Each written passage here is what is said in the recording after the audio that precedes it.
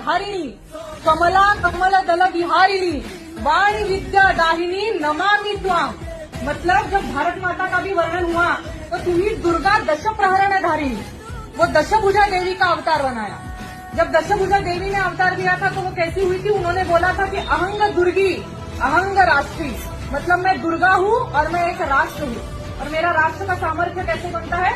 जब मैं हर किसी से कुछ ना कुछ लेती हूँ तो मैं एक राष्ट्र बनती हूँ। जैसे मैंने विष्णु से उसका शंख लिया है, ब्रह्मा से वेद लिए हैं, शंकर से उसकी शक्ति ली है, वैसे एक राष्ट्र का है। जब हम भारत माता को कुछ देते हैं तो वो एक राष्ट्र बनती है। इसलिए कि हमको अभी ये समझना पड़ेगा कि जहाँ धार्मिक एकत्रीकरण होता है वहाँ राष्ट्रीय जागरण करना भी उतना ही आवश्यक है। आप सबने एक भजन सुना होगा, वैसी परिस्थिति हमारे देश की है। समय कम है, लंबी है मंजिल, तुम्हें तेज कदम चलना होगा। हे परम तपस्या के पति, तुम्हें नूतन पथ रचना होगा। तो नूतन पथ रच के ही हमको चारित्र निर्माण से राष्ट्र निर्माण तक कहीं ना कहीं जाना है। इसलिए मैं ये वीर रस की अटल जी की एक कविता बोलती हूँ, जिसमें अटल जी ने वर्णन किया है भारत माता का।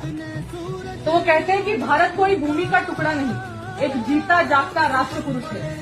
भारत कोई भूमि का टुकड़ा नहीं, एक जीता जागता राष्ट्र पुरुष है। दिल्ली इसका दिल है, कश्मीर इसका मुकुट है, पंजाब और बंगला दो विशाल कंधे हैं, कन्याकुमारी इसके चरण है, सागर इसके पग पखारता है, माथे की चंद्रमा इसकी बाली है, पावस के काले मेघ इसके केश है, सूरज इसका तेज है। ये वंदन की धरती है, अभिनंदन की धरती है, ये अर्पण की भूमि है, ये तर्पण की भूमि है। इसकी नदी नदी हमारे लिए गंगा है, इसका कंकड़ कंकड़ हमारे लिए शंकर है।